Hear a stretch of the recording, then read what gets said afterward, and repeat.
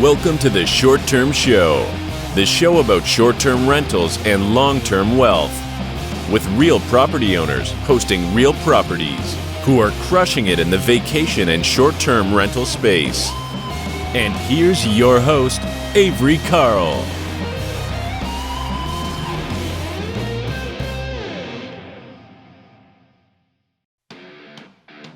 Did you know there's actually a company that will help you find and purchase your first or next short-term rental? The Short Term Shop is the premier short-term rental acquisition company. They have a team of realtors with tons of experience, and most of them actually own their own properties as well. They are the best in the business and would be happy to help you with your next purchase. You can find them at theshorttermshop.com, brokered by EXP. theshorttermshop.com. Hey guys, welcome back to another episode of The Short Term Show. I have a really cool guest today who I'm not sure why we haven't had on up until now. He's been around, I would say he's the OG, if not one of the OGs of the vacation rental education space. So I've been investing in vacation rentals since 2015, and I've seen his name as long as I've been around. So anyway, it's not about me. It's about Shawn Moore with Vodacy. Shawn, you want to introduce yourself to our guests, our listeners real quick, even though they probably know who you are? Awesome, Avery. I appreciate you having me. I'm shocked we haven't gotten together and done this sooner, and I'm super excited about our conversation today. It's not that often because there's so many people that have come into this space in the last couple of years that I feel like you're one of the OGs as well. So it's really fun to talk to somebody with as much experience as you guys have and what we're doing on the vacation rental side, seeing the market shift around a little bit. So I think we're gonna have a fun conversation. Yeah, I think we are too, for sure. So let's talk about your background and where you own and what you own. We'll get into Vodacy later in the show. Sure. I'm sure people have questions about that. So what do you own? Where do you own? When did you start? Let's start there. Yeah, so I've been investing in real estate since 2020. So 24 years now. It's my 24th year. That's all I've ever done. And so I got into the short-term rental space. I bought my first one in 2006, and I really started getting serious about it around 2013, 14. And since then, we've really taken our entire portfolio over. I don't own any other asset classes at this stage. That's all I own. We're spread out we're pretty well represented across the country. I've got a few in Idaho, Utah. I've got them down in Georgia, Florida, Texas. And so we've got some properties in a number of different markets, all vacation markets. I like investing around national parks, around state parks. That's kind of my jam, is just to get out and do more of the outdoor type of a experience for our guests. But there's so many good markets out there for vacation rentals. But for us, I kind of like the national parks, state park stuff. So we kind of spread out in those areas. Okay, awesome. Very, very similar to what I like to do also. Yeah. So you've been around for a really long time here. And so you've seen a number of market cycles, B, a number of influencers move into and out of the space. And I'm interested to hear your thoughts about this, because I've noticed this, and maybe you have too, that a lot of the people who have built real wealth, and in terms of buying and holding, not flipping, not, jumping around a lot in the short-term rental space, are investing specifically in vacation rentals in those vacation type areas that you mentioned. Yeah. What's been your experience there? What have you noticed? Yeah, I think that there's vacation rentals, when I started, were not a very mainstream asset class. And it was almost by accident when I kind of got into them. And it was in a vacation market. It was kind of I call it kind of a backyard resort community of Salt Lake. Like regionally, everybody knows regionally this market, but outside of the region, nobody really knew it. But during the slide, I actually got to see how a vacation rental would perform during the Great Recession, from 2008, 9, 10. And that's what really opened my eyes to this.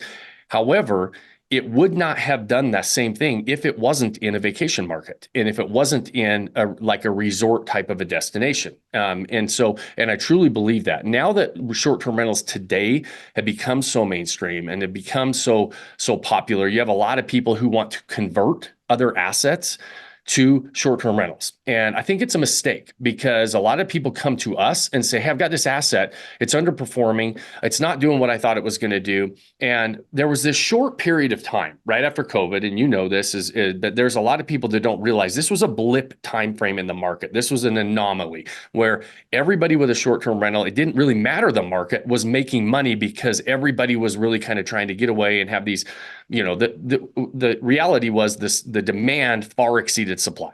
But it was only for like a 2-year period, right? It was like having toilet paper during COVID. Everybody made money. And so everybody felt like they were geniuses.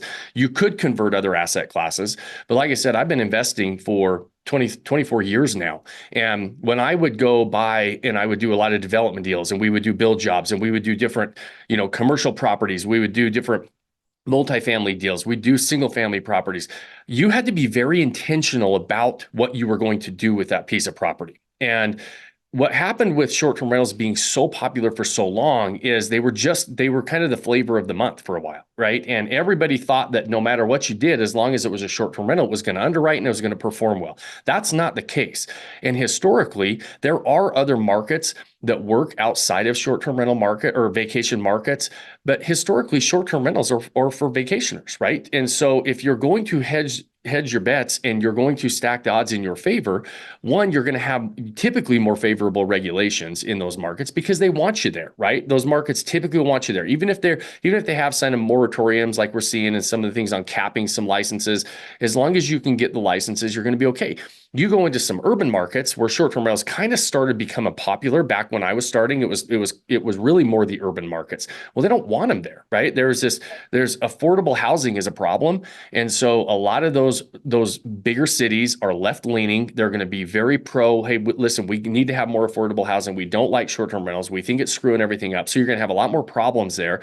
But also, it's not typically the highest and best use of the asset. And that's why I think if you, at the very simple level, at the foundational level, the vacation markets, the destination markets, they work well for what we're doing, right? It's that this asset class is built for that type of a market. And that's where I think as an investor, those are the only markets I invest in. Those are the only markets I own in because I feel like my long-term upside, even my short-term upside is much greater in those vacation markets than it is in some of these other in these other markets that you're just trying to make a short-term rental, work, if you will. And so I've always had really good success there. In our game, Avery, you know this as well as I do, is we're not selling real estate. We're selling experiences. And can you create an experience, for the corporate traveler and everything else? Yeah, you can. There's people that have success in that, but they're fewer and farther between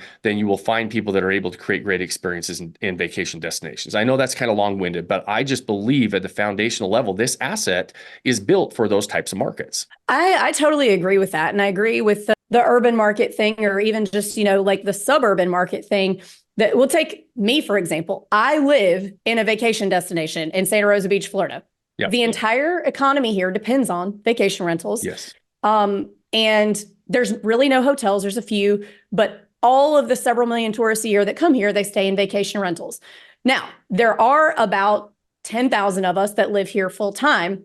And knowing that I live and bought my house in a vacation destination, still don't really want a short-term rental right next door to me with a bunch of people coming in and out where I'm trying to raise my little kids and I don't know anybody. So I get that about urban and suburban markets. They, aside from the short-term rentals causing housing affordability problems, like Nashville, for example, I used to live in Nashville.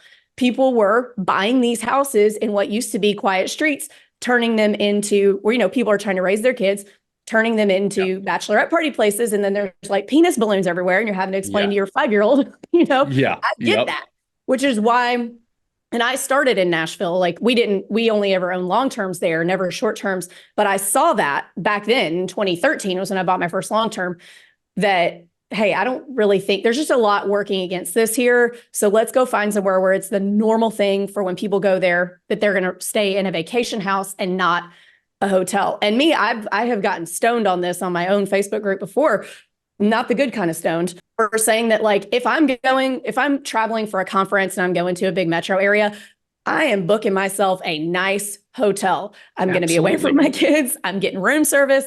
Like that. But if I'm going anywhere on vacation, we're getting a vacation rental. So it is, people try to make them be kind of the same things. And, oh, we're competing against hotels. I don't want to compete against hotels. No. I'm never going to bring somebody room service. So I 100% agree, just to kind of piggyback off some of the stuff that you said, that I really do think, especially over time, as regulations are passed, et cetera, in urban markets, that vacation rental real estate is only going to become more valuable to invest in because it just lends itself to what we're doing here better. Yeah. Yeah. I think you hit on a really important point that a lot of people ask us. In fact, I was just talking about this on my podcast with a guest literally last week, is hotels and vacation rentals are two totally separate assets, and they serve two totally separate needs. Everybody was worried that vacation rentals in the hotel business, like, oh, we're disrupting the industry. Hotels are done. They're over. And now they're saying, oh, our hotel's going to, shut down vacation rentals. They're separate, and they're both mainstream. They serve different purposes. Like you said, if I go with my kids and I'm on vacation, I want extra bedrooms. I want the living rooms. I want the full kitchen so that we can cook in. But if I'm going on in and out of cities on work trips and corporate stuff, and I've got to go to a conference, I'm staying at the hotel. And you're exactly right. They serve two different needs. It's a pain in the butt to go to a conference. We're both going to be at a conference next week, and I'm not staying in a short-term rental. I'm staying where the conference is because we got to be there. We got to speak. We're doing things. So we're just, they serve different purposes.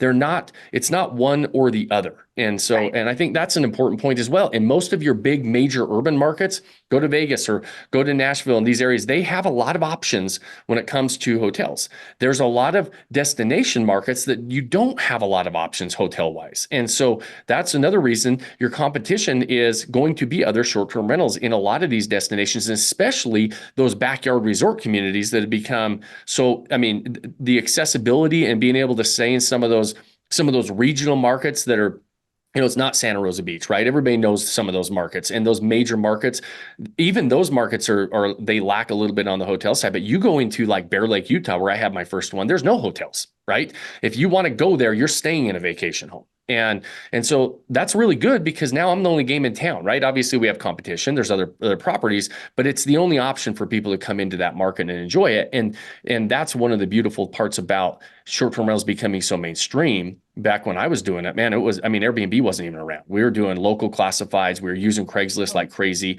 up until we were really still using Craigslist up until like 2015-ish. And then we started to really start getting into the OTAs and understanding direct bookings. But it was, the accessibility as a traveler in these destination markets, these vacation home markets is just exploded. Yeah. I really agree with that. Now, my next question surrounding this is everybody's favorite word to use when it comes to vacation rentals the past few years is saturated. Actually, they like to use the word oversaturated, which really bothers me because something is either saturated or it's not.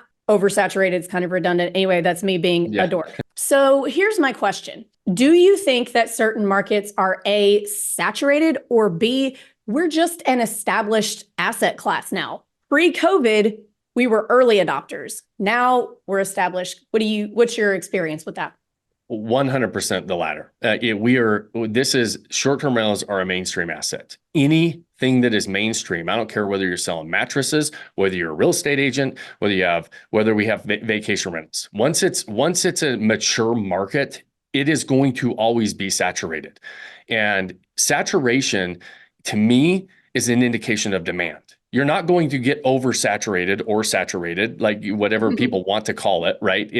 You're not going to get a saturated market with lack of demand. So as a marketer, as somebody that says, hey, listen, I'm going to buy quality assets. I know how to set them up. I know how to market them. I get really excited about that because it's a lot easier to get your unfair share of business when the demand is there than go and try to create demand where it's not. And I've done both. And I can promise you it's way harder to create demand when it's not. So trying to find emerging markets and trying to find, like, I always kind of just shake my head and laugh under my breath a little bit when everybody's putting out the list of the new undiscovered markets that aren't saturated.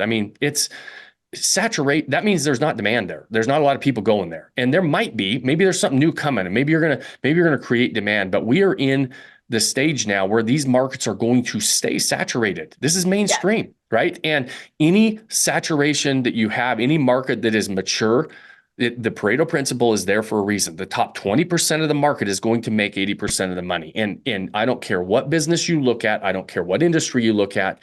And now short-term rentals are part of that. Anything that is mainstream and mature is going to make the top of the market makes all the money. And that's just where we're at. I mean, and it's not changing. It's not going away. Yeah. Yeah. I 100% agree with that. So like we had a client who wanted to buy something in Panama City Beach, and she said, I'm going to come visit. We said, great. And she went to book. This was last February. So total off season at the beach. And she went to look and she was like, oh my God, I don't want to buy here. And we're like, what? And she said, there's so many rentals on Airbnb. I don't want to buy here. There's too many people here. And we're like, but yes, but this town of 10,000 people gets 8 million visitors a year. And if you take a look at all those listings, 85% of them, I always tell people this, like just what you said about the demand.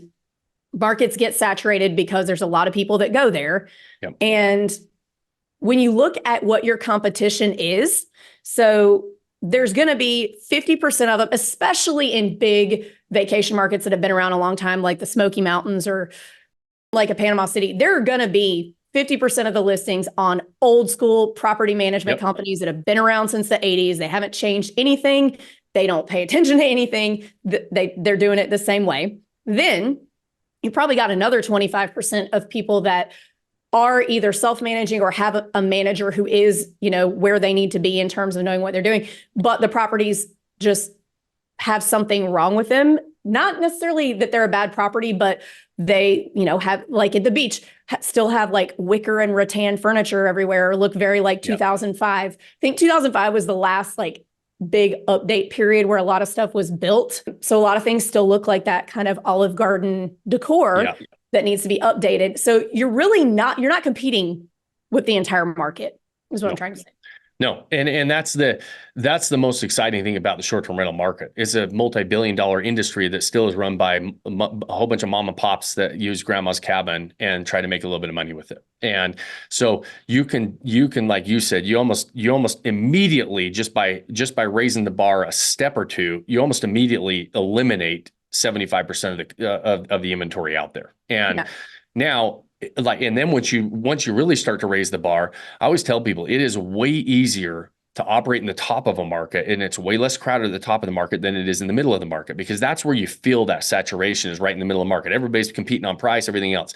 In the absence of value, you have to compete on price. And so if you don't do a good job of being able to articulate what you have, set it up, create a unique experience, sure, you're going to struggle. And those people that if you're listening to this, and I mean this with all sincerity and like just niceness, right, is if you are worried about saturation, all you're doing is saying, hey, I'm willing to roll the dice and ride the wave. And because if you're worried about it, you just have to say, okay, what is it going to take to operate in this market? And how am I going to get my unfair share of business of that demand, of those dollars being spent? Because there's a lot of dollars being spent right now in this game, and it continues to go up. And everybody said it was going down. Everybody said the Airbnb bust. When you look market by market, how much money is being spent in this game? Now, your fair share of business has gone down because inventory has gone up. So if you're just going to ride the wave and get your fair share of business, it might not be the right game to play in because of the economics of it, right? There are better assets to play if you're just going to ride the wave. But short-term rentals, the upside is so huge. And so if you're worried about saturation, start to say, okay, why am I worried? If it's just strictly the numbers, then you're saying, okay, I'm just trying to get my fair share of business. That means you don't want to play the game at a high level. And it's probably maybe not the right game to play. Yeah, I agree with that. And if you're worried about the fact that other people are doing it, I mean, we own apartment buildings and long-term rentals, and people don't say, oh, don't buy apartment buildings. Those are saturated. Yeah. Because they've been an established asset class for so long. Yes. That's not something, I think the first apartment building was like in the Roman Empire or something. Yeah. So we know it's saturated, but now we don't care, right? Give it another 3 to 5 years and nobody's going to care about the saturation in short-term rentals because it's just going to be what it is. Yeah. And I think it's kind of like, if you look at the .com boom, I think people are like, oh, well, I didn't invent Google, so we're not doing websites anymore because websites are saturated. Yeah, exactly. Yeah. So, well, here's another thing that I saw people get in trouble with, or still get in trouble with. You mentioned lists that whether it's data companies or the big property management companies put out every year. And every year it kind of like makes my eyeball twitch a little bit when those come out, because what happens is they put these lists out and people go, okay, I'm going to buy there. But there's zero context, and the potential, the people reading, the readers don't necessarily go get the context. So a great example, Navarre, Florida. It's right down the street from me. It's on every single list, has been for a long time. But the thing about Navarre is the land is kind of shaped like a C. There's a big bay in the middle. Yeah. So there's Navarre proper, and then there's Navarre Beach. Navarre Beach is where you make your money, is on the Gulf. It's got the crystal clear water. It's got the sand, the white sand, everything. That's where everything is. But I've had 3 or 4 people who did not buy with the short-term shop because we would have told them not to do this, but they'll buy on the bay side and say, hey, I can't figure out, why am I not even breaking even on this? And I'm like, and it's the worst conversation to have, because it's like, there's nothing you can really do because it's on the bay. And they're like, but it's on the water. Some people want to be at the bay. I'm like, no, they don't. They take these lists and these data sets and things, and they don't apply any common sense about, or come visit the market even to see, okay, well, I see from having visited the market that it takes 3 hours on a weekend to get across the bridge to get to Navarre Beach, and that maybe I shouldn't buy on that side of the bridge because my guests don't want to drive there. They will stay in a junkier property on Navarre Beach before they will stay on the other side for cheaper and have to sit in 3-hour traffic to get to the beach. So I think that's maybe a good segue into your underwriting process. And because I see a lot of people now that there's lots of like guys in California who will look at the data and never been to a market and tell you what to buy. And I've seen people get in trouble doing that with the example I just gave you, or maybe a cheap property in a good area, a good market, but it's in a bad area of that market. So on paper, it looks great. But then when you get there, it's like your reviews are going to be terrible because there's junky everything everywhere. So I'd love to hear your comments. Yeah. And this is something that I get really passionate about, is really underwriting and understanding the numbers. If you're going to invest in anything, you really ought to understand how to look at the numbers. And that should not come from a plug and play software tool. I don't care which one is out there. And we use a lot of them, right? We cross-check our data on a lot of different tools, and all of them have, hey, plug your address in, plug the bedrooms in, and then we'll tell you how much you're going to make. That's not how underwriting short-term rentals works. And there's a revenue range in every market that's fairly wide. And the first step for us is identifying what the property goals, because Avery, you and I could underwrite properties and look at the exact same numbers, but based on our property goals and what we're trying to do with our portfolio and what we're trying to add to it and build, there's things on there that are going to help us make decisions that our portfolio might look completely different, even though we're underwriting the same way, right? And so, but after we identify that market that works for our property goals, I always say it's critical to the first part of my underwriting is I need to team up with an expert agent. And I bring this up before we start running the numbers because of just what you said. I own a brokerage in Utah. I bought a lot of real estate over the years. And, you own a brokerage. When you go into a different market that you're not in, my guess is you probably hire agents in those markets. I find the best local agents who understand what I'm doing for the exact reason that you just mentioned. Before I even want to run the numbers, I need to know every area has a wrong side of the track area, right? There's a road that's dividing the area, or there's a beach that is dividing it. And you're like, hey, listen, this looks on the map like it's really good, and it looks like it's really close. I have a property, and I knew this when I bought it, but it looked way better on paper than, like, it looked like this crazy deal in Destin, but because it looks like it's a block away from the beach. It's across the street from the beach. Problem is the other side of the road is a resort, and there's no deeded beach access in this community that I bought in. It was really cheap. I cash flow really well with it, but it's nowhere near what the numbers spit out on a lot of the software tools that you're putting in there, right? I mean, it makes less than half. We knew that, but we also bought it really cheap, and it's a good cash flowing property, but there's no beach access. But if I was inexperienced and I had to hit those numbers, and I looked at that, and I'm like looking at the map thinking, hey, this is pretty awesome. I'm in Utah. This is a block from the beach. I'm right there. Well, I'm not really. I have to drive 10 minutes to even get to public beach access in that area. And having a good local agent that knows the area and knows the right side of the tracks, the wrong side of the streets, whatever that is, to be able to say, this is where people want to be, you're probably going to pay a little bit more for that, right? But that can't be replaced. That local knowledge is not something you're going to find on any data tool out there. And so really starting there and then looking at and I'm not saying that my way of underwriting is the right way. For me, it's the right way. I identify what's important to me and how we identify occupancy, how we identify the range in rates across the board, how we identify how much money is being spent in the market to see if the market's going up or going down. We talked about demand before. That's what I'm looking for, right? How much demand is there? Is it going up? Is it going down? What is my revenue range look like? And then I have to identify with that local expert, say, okay, based on proximity to different things, based on where I'm located, based on the different things in the locale that I can't guess that on a software tool just by putting in a number. And then also, what kind of experience am I going to put together? Where am I going to land on that revenue scale? Am I going to be toward the top? Am I going to be in the middle? Am I going to be toward the bottom? Because every property is different. You can't just assume, well, I know what I'm doing, so I'm going to be at the top. No, you're not. You could be in the market. You just said you could be on the bay. All the top performing properties are going to be on the Gulf. And so you can't underwrite the water the same way. Right. And so we have to be able to identify, if I'm, like you said, if I'm in California, come to Florida, buying in that beach, it just looks like a beach. I'm like, whatever, it's water. I'll underwrite it at the top. And all of a sudden you get in trouble and you walk into a buzzsaw, you underwrite incorrectly, and you say, oh crap, I can't even service my debt on this property, let alone make any money. And that's the problem when you don't dive into the numbers. And as an investor, I don't let anybody else underwrite my own deals. I work with some of the best agents in the world, and they don't underwrite the deals for me. I underwrite my own deals every time. This episode of The Short Term Show is brought to you by The Short Term Shop. 30-year fixed mortgages, tax benefits, and long-distance management training made easy are just a few of the perks of owning a short-term rental.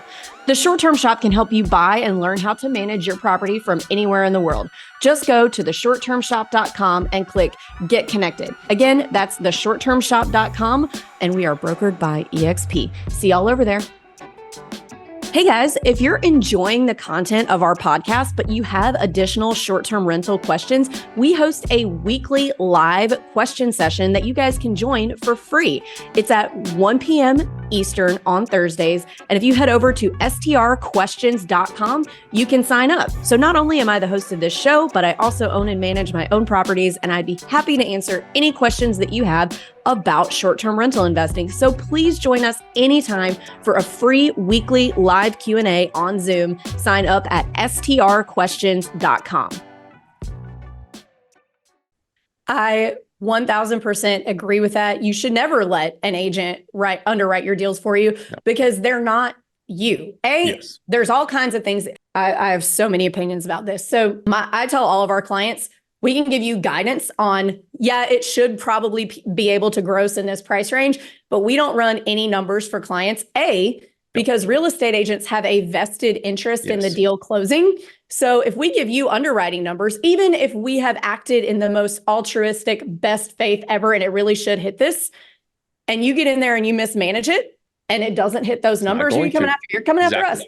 Yep. And you as an investor, this is your money, this is your investment. You need to make sure that you fully understand how to analyze this stuff, because it doesn't matter if it's your agent, your property manager, your dad, it needs to be you. This is your investment, 100%.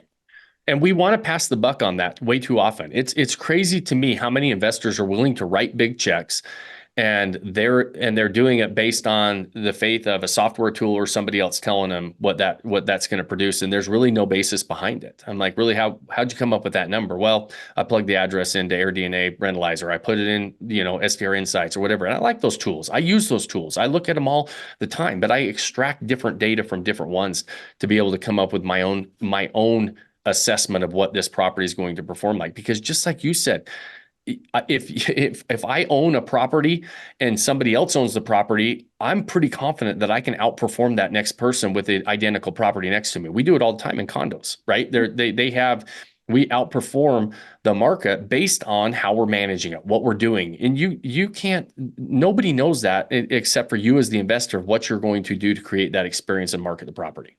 Yeah, 100% agree with that.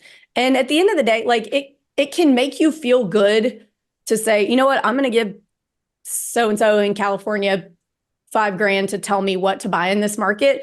But if they've never been there, If they've never sat at that Navarre Bridge and seen that it takes 3 hours to get across there and that nobody's going to stay on the bay because the bay is brown and ugly and the Gulf is beautiful and crystal clear, they're not going to be able to tell you that stuff. So whatever, and I'm not saying data's bad. You need all the data you can get from all the sources you can get. We're huge data fans. Yes, but you just have to apply that to the market and the qualitative non-data data in that market, because there's a lot about what consumers want, where guests want to be, what they're looking for, or, just there's a street in the Smokies that if the wind is blowing the wrong way on the wrong day, it's the road that all the dump trucks use to go to the dump, and it is overpowering. You can't sit and eat your breakfast. Somebody in California can't know that. No. So you've got to be able to take all that data and have an agent, and you go visit yourself. Yes, I was just going to make that point. 24 years, I've never bought a property sight unseen. And I think it's saved me from, I don't know, countless deals over the years. I advise people all the time, put boots on the ground and go walk through these properties. I don't always go walk them while I'm making offers, but as soon as I'm under contract, I'm there for the inspections. I'm in the area. I want to walk through that property because there's just something about the feel and when you're there on a property that there just might not be something right. And you've got to be the one to make that decision. I don't let other people make those decisions for me. I put boots on the ground on every property before we close on it. Yeah. 100% agree. And we tell people, like, at the height of everything, when you couldn't come look, you just had to make offers. We're like, okay, come visit once and just look around. We'll show you everything that we can get you into that day. If you don't want to offer on anything, that's fine. But then you at least kind of know what's going on.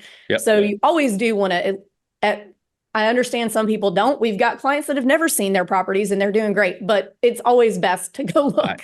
I agree. Yep. I agree. It's a little more, I feel like that's a risk I don't want to take. I always, you should probably go visit the area before, like you said, just to visit the area before, you might not find the property on that first visit. And then once you are under contract, making offers and fly back out for the inspection. Right. And somebody's like, well, I don't have time to do that. Well, then, you decide how much you want to roll the dice with it, because it's not, maybe it's not the right time for you to buy either. You make the time for priorities, right?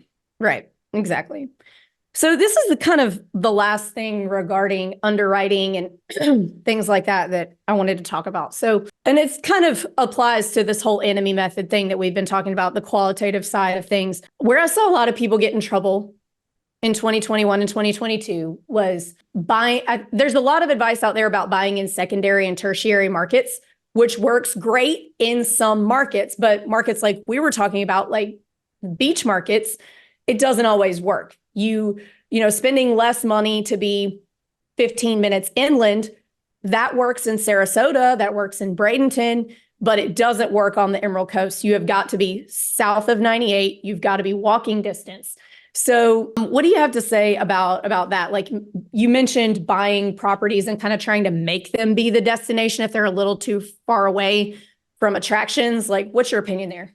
Yeah, one, it's tough to do, right? I said that's really tough to do if you're trying to get people away. And every market is very, very unique. And this is another reason why. One, you got to look at the data. There's a fall off, like a beach market, like you're talking about, is a very good example, right? We know on the beach is going to be the top properties. We know that's the proximity people are coming from. Some markets, if you're a block away from the beach, you're 1 or 2 rows back max, and that's your market, right? You get 2 rows back and then after that, you see a stiff fall off on the revenue you can generate, even though on the map, you're getting pretty close to the beach, right? Ski markets are the same way. Somebody's like, well, I'm 45 minutes from the ski market. Well, you're not in the ski market, right? Nobody wants to drive 45 minutes in the wintertime through the mountains in the snow, right? And so you've got to be, the proximity to some of those things is a way bigger deal, and you have to be a lot closer. Every market's so different. Now, I could be in a national park area and I might be 30 minutes from the park entrance. I might be 40 minutes from the park entrance, and I've still got the mountain experience, and it still can work for that vibe. But you have to, again, be able to underwrite in areas based, and sometimes you can't even do it zip code wise because the zip codes are too large that they encompass too many properties. You got to be able to really underwrite like street by street on these properties in these areas, because there is going to be a fall off when you get further away from the profit drivers of what people are coming into the area to do. And when the further out you get, that revenue can drop significantly, but sometimes your acquisition price doesn't drop accordingly.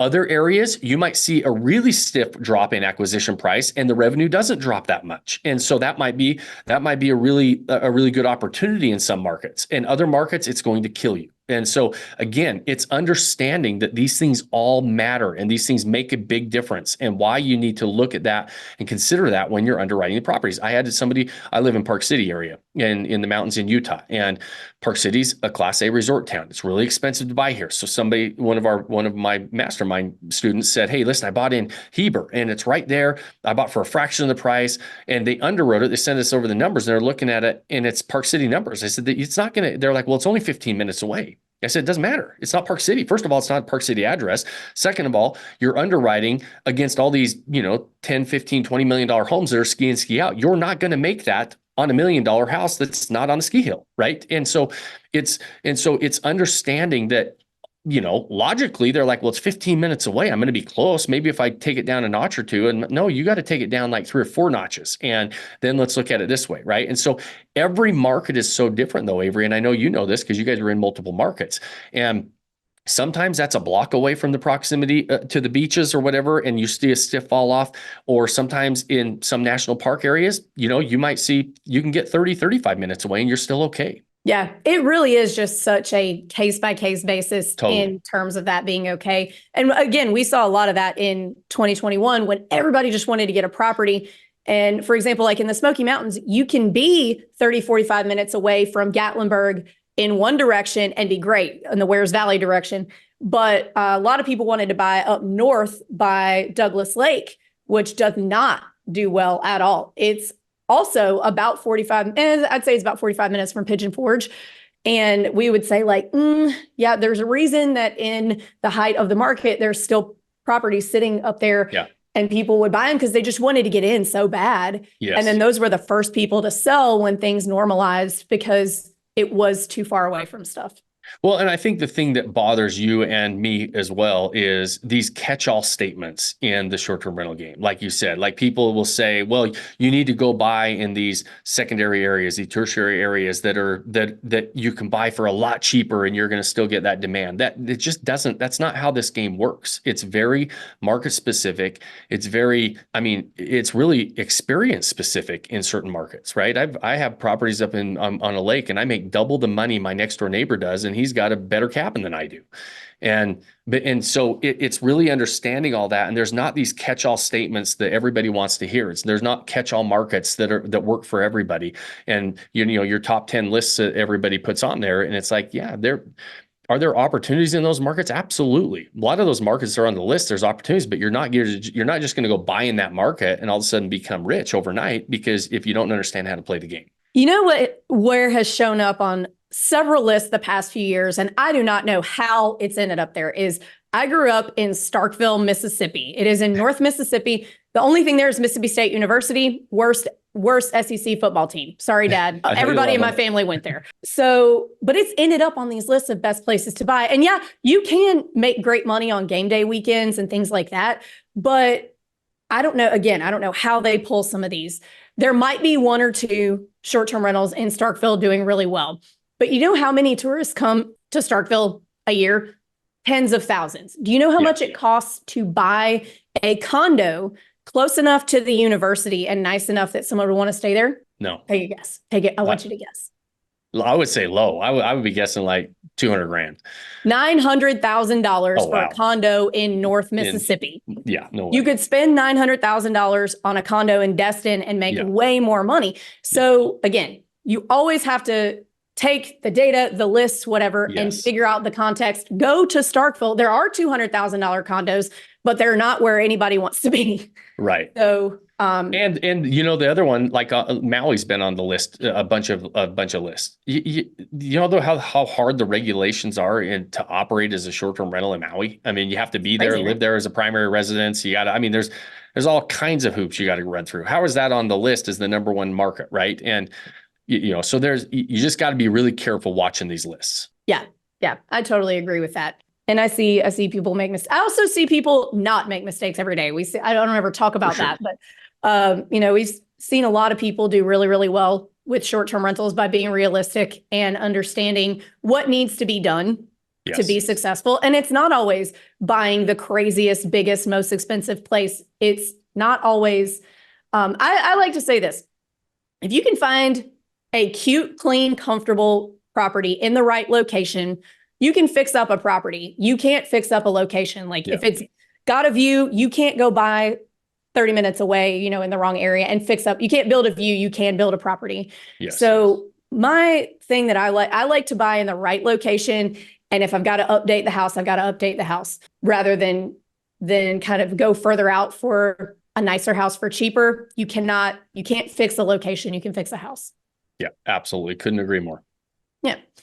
Well, Shawn, let's talk about Vodacy here for a minute. So you have a pretty cool mastermind, and I would like to hear about that. Our listeners would like to hear about that. Yeah, you know, it's been a lot of fun. It kind of was just an accidental project almost that we started. Vodacy is just I had so many people asking us what we're doing and how we're doing it, and started helping people along the way. And we've grown to a pretty large mastermind where we help owners and investors. You know, we're all about the ownership model. I don't teach co-hosting or arbitrage. There's other people that do that and do. You know, I've just never done that. Right? We're all about owning these properties, and we help owners walk into the game with their eyes wide open. Really understand how to navigate the acquisition phase of how are you going to underwrite? How are you going to choose the location? How are you going to underwrite these properties and choose the right property for your portfolio? We walk them through setting these properties up, create unique experiences, because at the end of the day, that is what we're selling. And the house is part of that, but we can do more to add to that experience. And then we ultimately want them to roll into that marketing phase. And, you know, and like you mentioned before, Avery, a lot of people, we talk about the mistakes. We talk about the bad things that are happening. And it's only so that people walk into the game with their eyes wide open, right? We say that we love this game. Like we see it's a life-changing asset class for a lot of people. And a lot of people can get into it, have a lot of fun with it. I call them lifestyle assets because we use our properties as well, right? We get this lifestyle upgrade. I don't use them on 4th of July weekend when I'm making money on them, but we're able to go enjoy these properties. They allow us to buy quality assets in quality areas that aren't going anywhere. And they're really fun portfolios to build and grow. And I love them because the average everyday American can go buy single family homes. Financing on single family homes is easy, and versus commercial, multifamily, some bigger assets that are a little bit harder for people to get into. And this is a fun way to do it. And so there's a lot of fun. And that's what we do at Vodacy. We just help people try to walk into this game with their eyes wide open. And sometimes we do catch ourselves talking about the mistakes a lot. You know, I get accused of that sometimes on my podcast. And when we're talking, they're like, man, all you do is talk about the bad stuff. I'm like, you're right. We should talk more about the success stories and the good things, but it's coming from a place of wanting people to walk into it and not have, because you and I both work with people that they bought the wrong properties and they're in trouble, and no amount of marketing or no amount of experience can fix the problem they bought on the acquisition. And so, you know, the markets only have so much revenue to make. And so so that's why we talk a lot about that on the front end. It's why I started Vodacy, to help people navigate those waters. And it's just been a lot of fun. We love this game. We have a lot of fun with it, and we see how life-changing it can be on the positive side as well. Yeah. I mean, it has been for me, for sure. You said a sentence there that I want to highlight because it was just great. It was like the perfect summation of the strategy behind investing in short-term rentals is quality assets and quality locations that aren't going anywhere. I love that. Genius. Yeah. Brilliant. For Mic sure. drop. Yeah. Yeah.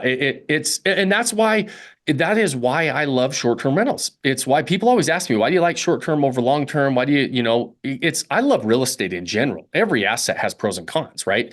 But short-term rentals, they do allow us to buy quality assets, quality areas that cash flow. If we could long-term rent in some of these areas that we're buying, we would probably, because they're a little bit easier, right? We can set it and forget it a little bit more, but they don't cash flow. And so we're able to buy a higher quality portfolio, build a higher quality portfolio by operating in the short-term rental game. And that's what's a lot of fun. Like Warren Buffett is where I really got that from, is he's always said, I look for quality assets and quality businesses because over time, I know I'm going to make the most out of it. I know that it's going to help me build my wealth better than any other asset is if I can buy quality. And that's what short-term rentals truly allow us to do. Think of the areas that you own properties in. Think of the areas that most people are building their portfolios in. These are resort towns that have historically really high appreciation.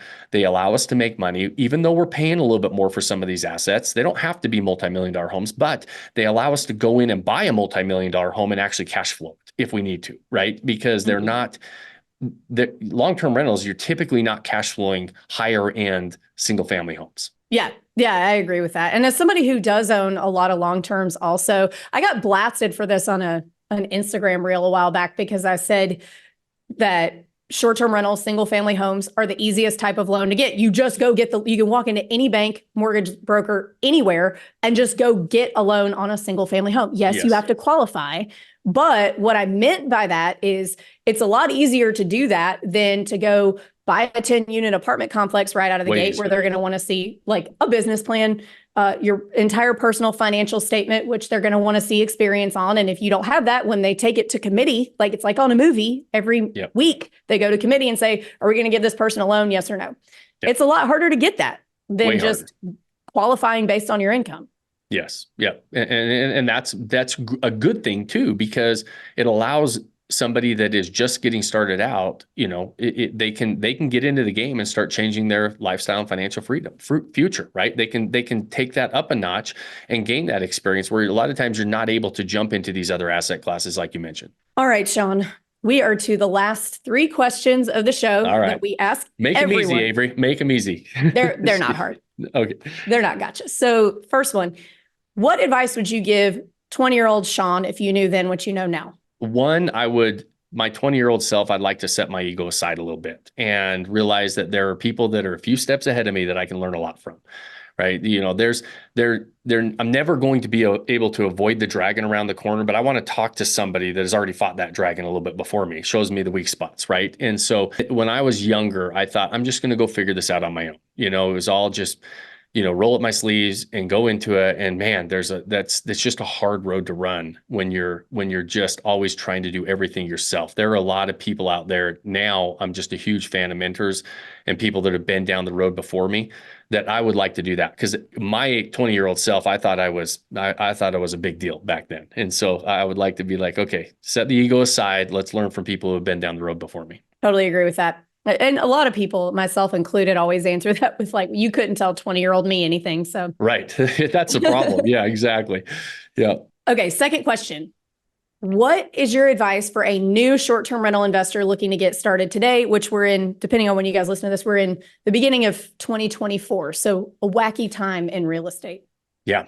One, take the time on the front end to really identify what your property goals are. Really, what is the outcome? Am I trying to build a crazy amount of passive income? Am I trying to build long-term wealth? Like really identify what you're trying to do with your portfolio and then make sure that this asset class, short-term rentals, are going to help you get there faster than something else, right? And so I think that somebody that's new in the game, I'm a big believer in making sure you choose the right passive income vehicle. And because sometimes short-term rentals are going to help you get there faster. Sometimes they're not, right? And so I believe they will, but it's a lot easier to hit the goal if you really identify it and make sure you got the right vehicle to get there. And then once you do, then really assess your time, money, and knowledge that you have available, right? Where are you starting at? Do you need to get that mentor? Do you need to have somebody help you down the road? Is it going to help you accelerate your progress? Just identifying the road ahead is going to help you so much. You're just going to accelerate so much faster if you do that in the very beginning versus just trying to ride the wave, right? Just kind of bouncing around and seeing what happens along the way. So if you're brand new into it, really identify where you're going and if this is the right vehicle for you. Great advice. And last one, a little more fun. What's your favorite book that's impacted your mindset? My favorite book is Relentless and Winning. Both of them. It's Tim Grover. Winning is I like both of them. They kind of go together. Okay. He was the head trainer for Michael Jordan and Kobe Bryant. And really talks about the difficulties to operate at a high level and what it takes and how hard it is and kind of the dark side of winning, the dark side of really going out and chasing your dreams and being able to overcome it and go through it. And I love those 2 books. Those are probably my 2 favorites by far. I have never heard of either of those. I'm going to go put those on my list right now. I do mostly listening to books, but I've listened to both of those at least a dozen times. They're great books. Yeah. All right. I'm going to put those on my Audible. I really like reading books, but the way life is right now with two little kids and everything. Yeah. You just don't have the time. So I love Audible. That was a game changer. Yeah, go Tim Grover and with Winning and Relentless. He wrote Relentless first and Winning's the second one. Okay. I will definitely check those out. Awesome. All right. Well, Shawn, thank you so much for coming on. If our listeners want to follow you on social media, get a hold of you, how do they do that?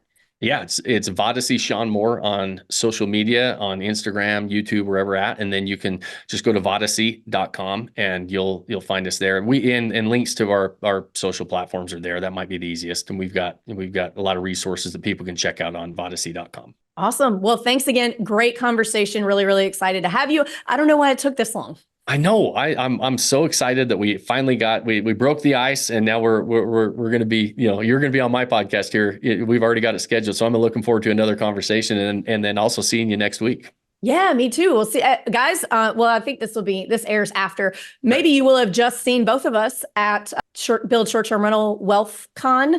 Hopefully, you will have come up and said hello, and we will have been able to chat with you and have a conversation. And we'll catch you guys later. Cheers.